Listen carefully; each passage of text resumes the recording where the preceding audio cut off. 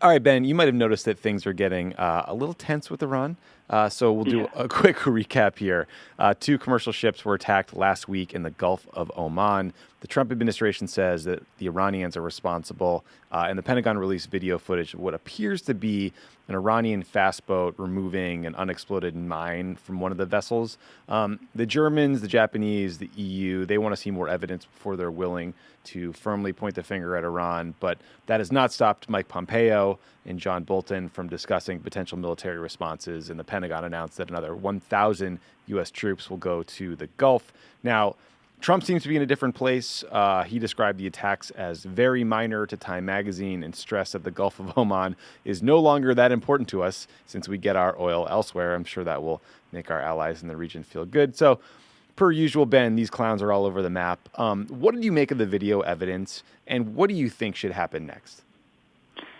Well, unfortunately, we are where you and I were worried we were going to be, right? Which is there have been these provocations after provocations emanating from us, and then perhaps you have Iran doing something stupid in response, and we're on this escalation cycle that we've been worried about.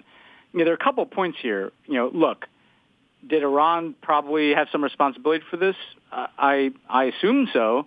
But it matters that this administration has no credibility. I mean, it matters that they lied about Iran not being in compliance with the nuclear deal when they pulled out. It matters that they lie about everything. And so I think it is fair and proper that other countries would say, look, we can't just trust Mike Pompeo with a grainy video to verify what happened in this event. You guys have to present this evidence. You have to come to the UN. Frankly, that's what any normal administration would do. So I think it is fair to take the time to get to the bottom of this. Mm-hmm. But then the second piece, Tommy, is like we're debating this as if it's inevitable that we would go to war over these 2 tankers getting set on fire. Right. I don't think that's where most Americans are. That if some crazy Iranian proxy or some cowboy Iranians or even the Iranian government decided to set a couple tankers on fire, that it's inevitable that we would go to war with them. Now, the problem is both Trump and now Iran are on this escalation cycle. And the question is, how are they going to get off of it? Yeah. And that's what worries me. Totally, man. And it's not just the hawks in the White House that are a problem. Senator Tom Cotton of Arkansas suggested sinking Iranian ships in response, which that seems like an odd precedent, as you just noted, that you would sink a foreign country's navy because they attacked another country's commercial vessel. That feels like a bank shot. Then there's New York Times columnist Bret Stephens, our old friend Bret. Ben, I want to read you 2 headlines from recent Bret Stephens columns. March 29th, 2019, the foreign policy fiasco that wasn't withdrawing from the Iran nuclear deal has paid dividends. Fast forward a couple months, June 14th, 2019, the pirates of Tehran. If Iran won't change its behavior, we should sink its navy. Thank God we have the liberal New York Times editorial board with these sensible anti-war Iran policies. Right, Ben? It's so enraging, right? Because, first of all, this is so predictable, right? So Trump pulls out of the Iran nuclear deal, says that that's somehow going to fix things. And in fact, everything's gotten worse because not only do you have Iran now engaged potentially in this provocation, but you have them announcing they're going to restart accumulating a stockpile of nuclear materials. So Trump has made the nuclear threat worse, and he's made the risk of war worse. And this was eminently predictable. This is what all of us said was going to happen when he pulled out of the nuclear deal. And so, masterminds like General Bret Stephens, are on the one hand trumpeting a reality that doesn't exist, that somehow pulling out of the nuclear deal has accomplished something when it has accomplished nothing.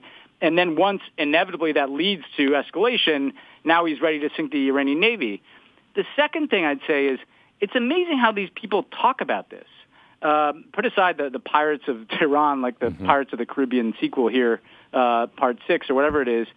If you sink a Navy, lots of people will die. Yeah. It will start a war. Iran will kill people in response, and then we'll kill more people. There's something kind of grotesque about the fact that we talk about war like this, like it's some video game after the experience of Afghanistan and Iraq and Libya and everything. The idea that we're just kind of casually saying, whether you're Tom Cotton or Bret Stephens or whoever, Lindsey Graham, that we're gonna sink navies as if that doesn't involve significant acts of violence here. Why the New York Times thinks this is a perspective that is essential for this debate is beyond mystifying to me, particularly when they've been so consistently wrong and so consistently are reflexive in just saying we have to escalate with the Iranians, which will lead to a war. I don't know why. When we said it was either a nuclear deal or the risk of war, everybody said we were engaged in character assassination. No, we really believed that. And now you see that's exactly the case. They're going to restart their nuclear program. What are we going to do about it? Either you have a diplomatic agreement that deals with the problem, which we had, or you're exactly where we are right now, which is things are escalating. Yeah, grotesque is exactly the right word.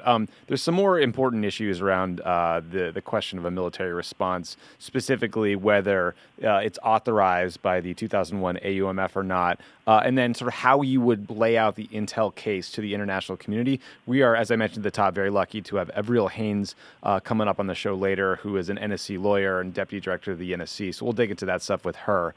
But the other big news is that Iran is increasing uranium enrichment activity. So they said that they're a week or so away from going above the 300-kilogram uranium enrichment limit set by the Iran nuclear deal. They announced that they may also begin enriching uranium up to 20% purity unless the Europeans step in and give them some sanctions relief. So they really have a gun to the head of the Europeans here. I mean, the short version of why those things are bad is they reduce the time it would take for Iran to create a nuclear weapon. In the near term, it seems like a pretty obvious attempt to divide the international community, to peel off the Europeans from the U.S. I mean, Ben, I'm curious what you think of this play from Iran. And doesn't it seem like the kind of thing that might work better if you didn't also attack a commercial vessel? Like they're a little incoherent as well there. Of course they are. But again, what's happened, I think, is Iran has politics just like America has politics.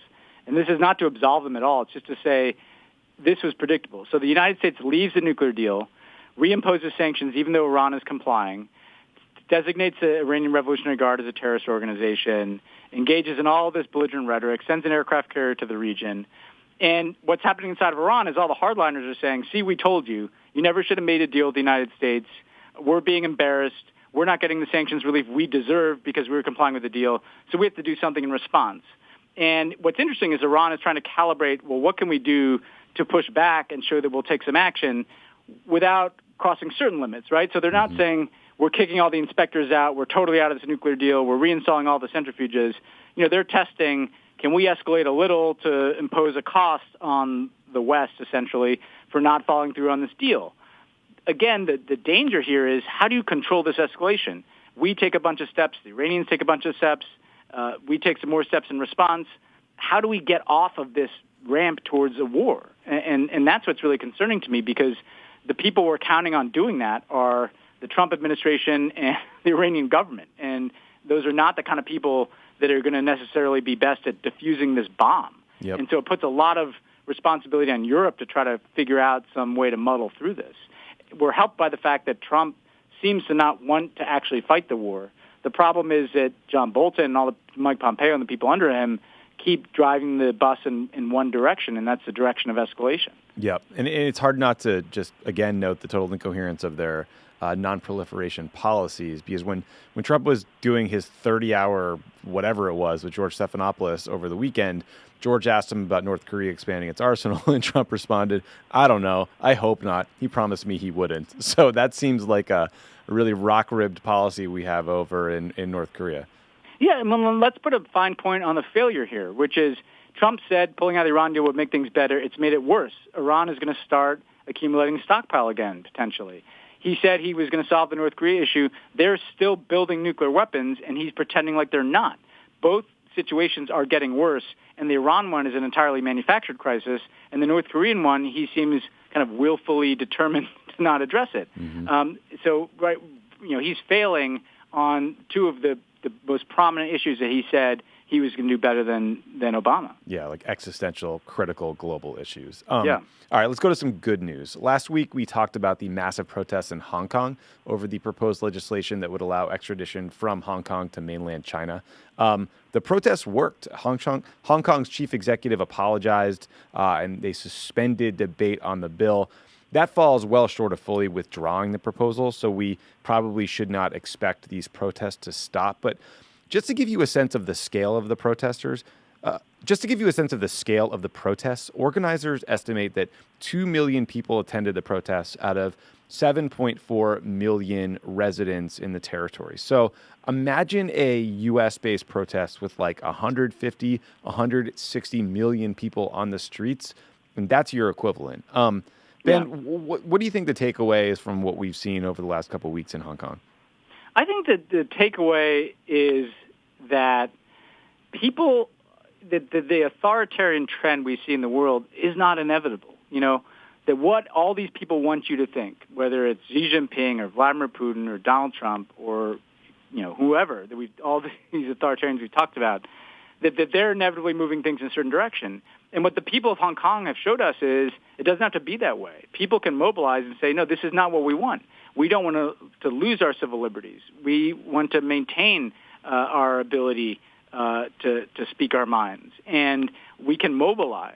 And that should really offer people hope. And it should signal once again that while right now in the world, power is concentrated in the hands of a lot of people who want to keep a boot on the throat of citizens, there are more people who don't want that than people who do. And if we can have the type of leadership and the type of organization that gets people in the streets and certain democracies gets people to the polls, we can overcome this. And so to me, it's a very hopeful story that even in a place where it seemed like the trends are moving inexorably in a certain direction, that people had the courage to push back and to push back in massive numbers. And frankly, we should take hope from that in the United States as we're dealing with our own version of creeping authoritarianism. Yeah, man. Protest work, truly inspiring stuff. The photos and images and marches we saw over the weekend. So credit to them. Let's hope that this continues forward and there's a happy outcome. Let's go to Egypt for a minute, where their protests did not have a great long-term outcome. A very weird story. So the former Egyptian president, Mohamed Morsi, collapsed and died while on trial for espionage in Cairo. So Morsi was Egypt's first democratically elected president. He was the leader of the Muslim Brotherhood until he was ousted in a military coup by the current president, Abdel Fattah el-Sisi. So Morsi died exactly 7 years after his election. This feels like a really big deal. I mean, Morsi's family and activists have been warning for a while that he was being denied food and medicine, kept in solitary confinement, like really awful conditions. He didn't see his family. They kept warning that he was at risk of dying. And then he dropped dead in a courtroom. I mean, I feel like this tells you everything you need to know about the current regime in Egypt. It does. And, it's interesting. It got me thinking a lot, which is, Mohamed Morsi was no saint here, but he was the one and only truly democratically elected president of Egypt. And, he was what came out of the protests that removed Mubarak and the elections that followed. And ever since then, there's been this determined pushback within Egypt to crush, what the Arab Spring represented, to put the military back into power, to eliminate any opposition. Across the Middle East, you've seen this kind of counter-revolution from authoritarians. All these people we've talked about, Putin, Erdogan, 2011, 2012 was kind of a turning point because I think a lot of authoritarians saw the direction of the Arab Spring and of protests and social media and said, we need to push back. We need to use these technologies to our benefit. We're not going to broker any dissent, and we're going to crush the opposition. And again, Mohamed Morsi did things wrong. He governed in undemocratic ways. He was trying to change the constitution. Right. I don't think, though, I really don't think he was some firebrand. They wanted to paint him as no different from a terrorist. And we've talked about this before. He wasn't some violent radical. He was a dedicated member of the Muslim Brotherhood. But it matters that you have essentially a government that removed him from power through undemocratic means, that crushed the opposition in the streets, that detained thousands of people, killed thousands of people, and that clearly let him languish in a prison cell in ways that led directly to his death. To me, it's representative of this trend that has been essentially the counter-revolution to the Arab Spring, where Egypt has been the epicenter of that. And we should all feel some regret and shame about that this happened in a country, Egypt, that is the single largest recipient of American foreign assistance. Again, you don't have to like Mohamed Morsi or agree with his politics or like the Muslim Brotherhood, but you can't ignore the reality that the guy who was elected president just died probably from neglect and solitary confinement in a prison cell. it's kind of a distillation of what we've seen with the killing of Jamal Khashoggi from Mohammed bin Salman, what we've seen in the crushing of the Syrian opposition, and what we've seen in lots of different places. And it's interesting that the Hong Kong thing is happening at the same time, and that Sudan, which you talked about a lot, is happening, and Algeria. These things I don't think are sorted out. The story's not over, and I have to think that the people who look like they're on top now, they're not inevitably going to stay there. Yeah, pretty tragic. All right, let's talk about some Trump cabinet news in the foreign policy world. So, Acting Secretary of Defense / future Boeing lobbyist Patrick Shanahan is out at the Department of Defense. Trump is going to name a guy named Mark Esper, who is currently the Secretary of the Army, and he's a former Raytheon lobbyist, as the new Acting Secretary of Defense. So, great. The Post reported that there were some pretty ugly family issues in Shanahan's past that would have complicated the confirmation process, and that could have been why he dropped out. I mean, I don't know that we'll dig into them, but you noted when we were texting about this that it's very weird that someone with those issues in their background could get nominated to the deputy secretary in the first place. But I mean, I guess stepping back, I'm not that surprised that Shanahan is leaving because he seemed particularly weak in the job. Pompeo was basically running the entire Iran strategy, including taking a trip down to CENTCOM this week. But it's pretty abnormal to see something like this happen. I mean, an acting secretary has been around for a while to have a massive vetting challenge. That seems like a pretty big failure of the process. Yeah, I mean, these are really tragic family circumstances, and we don't really know. You never know exactly what happens in a family, but it's clear that they should have been red flags. And what's also clear is at a time when we're really potentially on the precipice of a conflict with Iran, you have this complete and utter dysfunction at the top of the Pentagon, and no real effort to try to address it. That you could have someone there who was so clearly vulnerable and unconfirmable as Secretary of Defense had he gone through the confirmation process. It's been 6 months, the longest we've ever gone without, I think, a confirmed Secretary of Defense in place. John Bolton and Mike Pompeo essentially running the Iran policy from other places. Bolton, de facto Secretary of Defense, really, if you step back and look at it. And it should be very worrying to people that at a time when we have war and peace decisions literally right in front of us, there's no leader of the Pentagon. You and I have sat in the Situation Room. The way that works is you go around the table, and the Secretary of State gives their view and the view of the State Department. And the Secretary of Defense gives their view and the view of the Pentagon.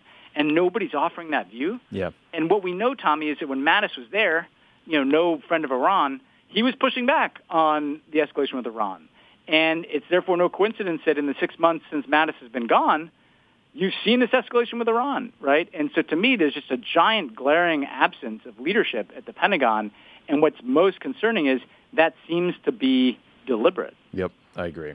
Never mind the lobbyists, right? How many lobbyists can we put? They're all lobbyists. It's offensive. Or defense contractors, and it makes you wonder, why are we supporting the Saudi war in Yemen? Well, whether it's Shanahan or the new guy, they both work for companies that want to sell arms to people who are using them in Yemen. Yeah, the revolving door is brought to you by Raytheon. All right, I want to turn to the trade war real quick for an update. I was reading this on the way in. So the European Central Bank said they are willing or ready to provide stimulus to the Eurozone economy in response to the international tensions and the trade war. So this would mean increasing their purchases of bonds, what's so-called quantitative easing, which they had just kind of slowed down about 6 months ago.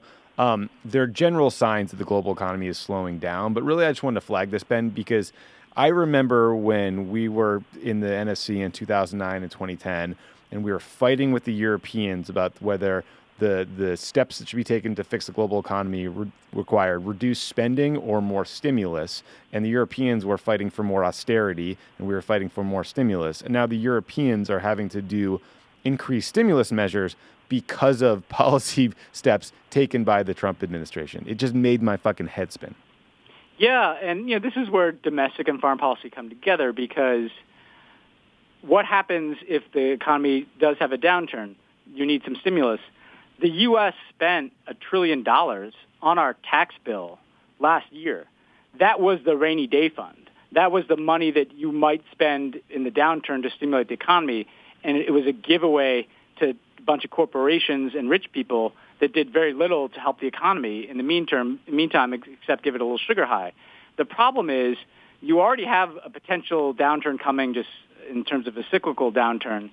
What Trump is doing with the trade war and even potentially driving up oil prices with what he's doing with Iran and Venezuela, it's adding variables that are likely to accelerate a downturn at a time when, if that downturn happens, we have much less in the way of tools to respond to that downturn. The interest rates are already low. We spent the $1 trillion on the tax bill, and so you got the Europeans trying to step in and here and fill this void. I think, the potential for this to go south on us over the next year is probably higher than people recognize, and is directly tied to the trade war because, we live in a world where if you hurt the Chinese economy, slow down the Chinese economy, you add all these extra costs in the form of tariffs, like the bill is going to come due at some point, and it feels like it's coming. Yeah, I think so too. All right, a couple more quick things. I want to follow up on an issue that we've covered previously, but certainly hasn't been resolved yet. The Times profiled a man named Mohammed Salim, who is a Rohingya Muslim refugee who was driven out of Burma because of violence that was in part incited or fomented by propaganda on Facebook. So Mohammed escaped. He's one of the lucky ones and got to India, where he is now seeing the same stuff on Facebook. Hindu nationalists posting things, accusing the Rohingya of cannibalism, calling them terrorists, all sorts of horrific stuff. This poor guy and his family have had to move 4 times. I wanted to raise this because clearly, despite years of international outcry, Facebook has not gotten a handle on the problem. And if we see a repeat of the sort of ethnic cleansing and genocide that happened in Burma, in India, where there are 340 million Facebook users and extreme nationalism, it could be a catastrophe. And I'm raising it because it's an important issue, and I don't know what the hell to do about it. Well, in Burma, for people to really get their minds around this, this is a country that went from very little internet penetration whatsoever to almost 100% internet penetration overnight. And the entire experience of the internet was through Facebook because people didn't have computers, they had phones, people weren't using Google, they were using Facebook. And so all of a sudden people are holding in their hands what they think is all the information in the world. And what they're consuming is hate speech against the Rohingya and against minorities and against Muslims. And if you want to understand the dynamic that has taken hold in Burma that has fueled, in part, this ethnic cleansing, a lot of it is these hate campaigns online that stigmatize Muslims and Rohingya. And the government may have fueled some of that, or the government may have surfed some of that wave. And this is a real problem. And companies like Facebook, they don't even have any employees in a place like Burma. They just have an algorithm, And this algorithm is hugely destructive. We've seen in Sri Lanka, very good reporting in the Times, how similarly minorities were accused in fake online campaigns of forced sterilization that led to acts of violence against Muslims. And at a certain point, this has to stop because it's causing death and destruction. It's causing stigmatization of minorities. And the only way to deal with it is through much more aggressive regulation of how these platforms operate and much more vigilance from these companies to say that they accept some responsibility for what is on their platforms. Because otherwise, we're going to have this follow people like this poor man to other places. We're going to see one of these hate campaigns one after another. Wherever a minority can be stigmatized, it will happen. Yeah, I don't doubt that it's unbelievably difficult to police billions of users in nearly every single country, in nearly every single language on the planet. But, you got a pretty big market cap. Throw some money at the problem. It's an existential issue for these human beings who are suffering. Well, let me just give you an anecdote. I was in Burma earlier this year, and I met with a guy who kind of monitors this. And he said, look, there was a hate campaign here that was so widespread that anybody who lives here saw it. And it said on 9/11, all Buddhists should go out and protest Muslims. And like everybody's getting this Facebook message, take to the streets to protest the Muslims. And the Muslims are getting these messages that said Muslims need to take arms to defend themselves. And it's clearly rooted in people who want there to be violence, sectarian violence. And they brought it, this guy I met with and some other people brought it to the attention of Facebook and said, you got to pull this down. And part of what this guy said to me is like, look, if you had someone living here, they would see this. If you had employees who are actually trying to deal with this, yeah, you wouldn't catch everything, but you catch a good deal of this stuff. You have to be in these places and live in these places. And what it would cost Facebook to have actual employees living and working in all these places and working on these issues is a rounding error for how much that company is worth. So yes, is it hard? Sure. But if you look at how difficult, what this is causing, like they have to do this. And if they won't do this, then there has to be some regulation from government to say, if you guys don't take this content down, we're going to compel you to do so. Yeah, I agree. There's just no excuse for allowing hate speech up. Okay, a couple 2020 things, and then we'll get to our guest. Mayor Pete did an interview with Axios, and he said he would not reverse Trump's decision to move the U.S. Embassy in Israel from Tel Aviv to Jerusalem. So some context here. Every president in recent history, including President Obama, has promised to move the U.S. Embassy from Tel Aviv to Jerusalem and then didn't follow through on that promise until President Trump. Ben, do you think that these candidates should be pledging to move the embassy back? And if so, why do you think that's an important commitment to make? Well, I think here's the first thing they should be doing, which is saying that they will reopen diplomatic representation to the Palestinian people in Jerusalem, right? Because in addition to moving the embassy, they also shut down the diplomatic representation of the Palestinians, which had been in Jerusalem through our consulate there. That's the first thing. Yeah. Then the second thing is, I would say, there's a way to say, unless we see, we have to see steps taken by the Israeli government to make a Palestinian state and a two-state solution viable, or else, I will consider moving my embassy back to Tel Aviv. So I think there's ways in which people can try to suggest that, look, it's politically very difficult, and I get that, but I think at a minimum you can introduce the idea that we need Palestinian representation and we need some progress on this peace issue.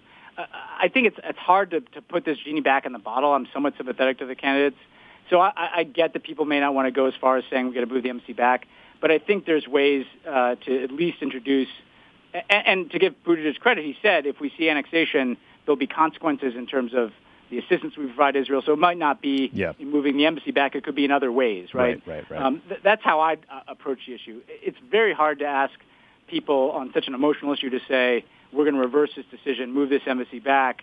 I do think that they can say, we'll open the Palestinian representation and look at ways in which we can try to exert leverage on Israel to take meaningful steps towards a two-state solution.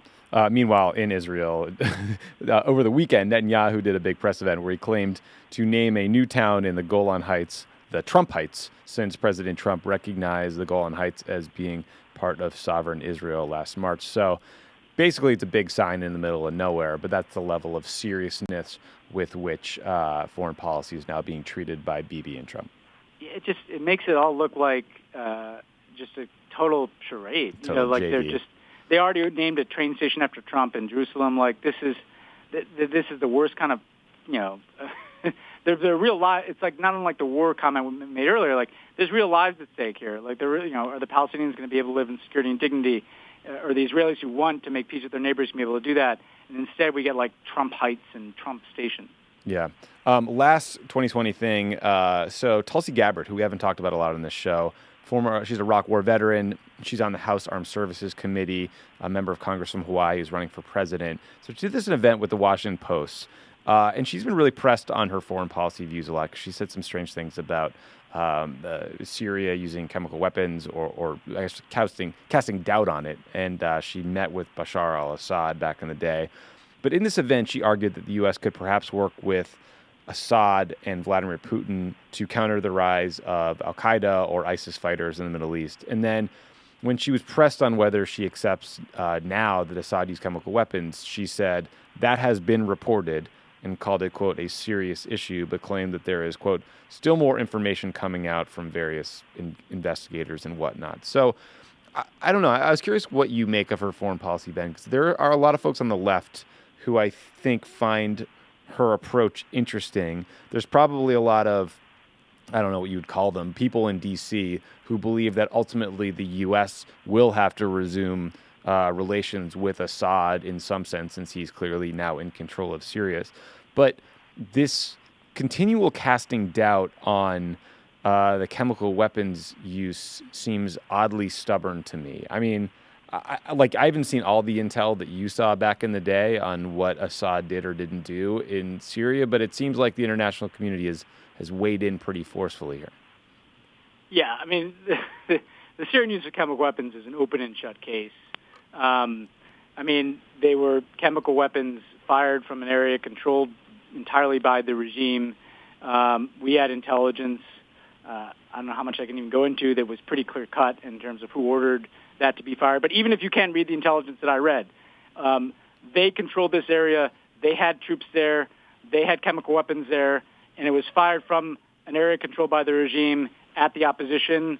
The idea that this was some masterful false flag is about as crazy a fucking idea as anybody could put forward.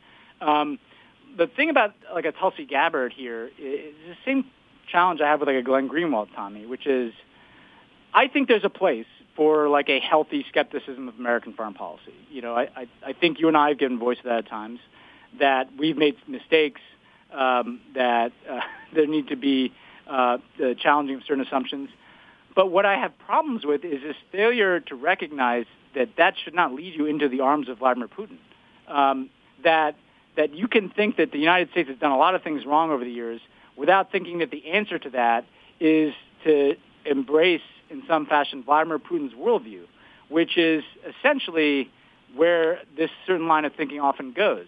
This is a fundamentally undemocratic, authoritarian, illiberal worldview.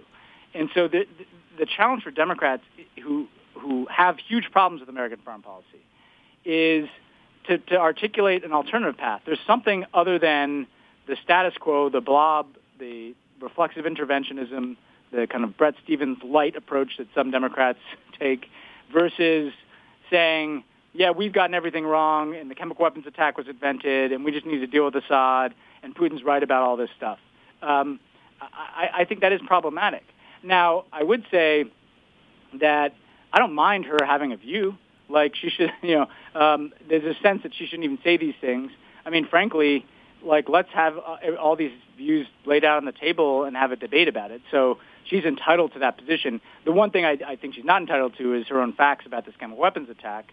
But, it'll be interesting. The U.S. foreign policy after Trump is in some ways going to be like this blank slate because Trump has blown so many things up. And we should be laying out, here are all the different ways we can go, from Tulsi Gabbard over here to Pete Buttigieg to Bernie Sanders to Joe Biden, who's more conventional, and just lay that all out for people to see. Yeah, I mean, what I struggled with in some of these comments is there's often this default to a suggestion that we could partner with various bad actors on counterterrorism issues. And I think that's, one, lazy, and two, what got us in a lot of trouble over many, many decades in various places like Egypt, think of all the other regions where we've had, quote, counterterrorism partnership, and we've lost touch with our values and bigger ideals and things we want to stand for. I do think it's very important to know our history and be honest about all the mistakes the U.S. has made, recent history, ancient history, the Iraq War, all of it. But, I was thinking about this too. I mean, narratives are very important. And I do think it's good to talk about the United States and our values and what we hope to be in the world in an aspirational way, because that encourages people to try to live up to that story and those values. And if we're just running down the U.S. as a malign force in various places, that kind of lets us off the hook to try to be better. And I don't know that that's the outcome we want either. No, if you just say we're like everybody else, I mean, look, we've made huge mistakes. That's all true. But at the same time, if you're a protester in Hong Kong, or you're a protester in any of these places, or you're a civil society activist, you need somebody to look to, right? I mean, I've talked to people who've been held in prison and said, even though we know the U.S. is hypocritical, the fact that the most powerful nation in the world was saying that democracy and human rights are things to be respected and cherished and valued, that had an impact to them. That was meaningful to them. If we vacate that role, which Trump, I think, has done, then we're in a world where it's just, pure power that rules, and values don't matter at all. And just because we have not reached our own standard with consistency doesn't mean we should just say, let's toss it all out the window here. And I'm not trying to caricature some of these views, but I think we need to figure out a way to appeal to people's desire for a politics that is rooted in believing in something and that is rooted in values and that says we are on the side of people around the world who want these things. We are different from Russia. We are different from China. We've made mistakes. And this is why, by the way, Tommy, Obama would acknowledge those mistakes and get criticized for it. Because it was an attempt to say, you're right. You're right about the Iraq War. You're right about torture. But precisely because we believe in these things, I'm trying to change these policies. Ultimately, that's the only way in which you're going to overcome this authoritarian trend that we keep talking about. Because somebody has to stand for an alternative set of values. Somebody in power has to do it. It can't just be the people in the streets alone. They need people who are running governments who stand up for these things. Yeah, agreed. Okay, last story before we get to real, and this was my favorite one of the day. So a group of local Pakistani officials were holding a press conference, and they were live streaming it and inadvertently made news when their social media director turned on the cat ears filter and allowed them all to be in this weird, augmented reality situation for the entirety of the thing. The Guardian reported the story out. They were assured that all necessary actions had been taken to prevent further cat incidents in the future in Pakistan. But, did these guys just hit on something genius here, Ben? Imagine if a bunch of government officials held press conferences where you could fuck around and throw some animal filters on them. People might actually tune in. I think so. First of all, it's kind of funny that they said all necessary measures have been taken. It was as if like they'd gone to war or something, like to deal with the cat filters. I've often dealt with the fact that fear gets more clicks. That fear and hate campaigns get more clicks. The only thing that gets a lot of clicks and response is usually cat videos or Snapchat filters. So maybe these guys are onto something, right? Like maybe if we just, it's a way to make government more attractive. It's a way to humanize this. It's a way to reach young people who get their news on Snapchat and Instagram. Like, I don't know, maybe in one Democratic debate, everybody could choose their own Snapchat filter. Yeah, you throw some kitty cat ears on Tim Ryan, and all of a sudden, he's got a big fan base. Suddenly you're thinking this guy, might share my values. That's right. All right. When we come back, we will talk to former Deputy National Security Advisor, former Deputy CIA Director, genius lawyer, Avril Haines.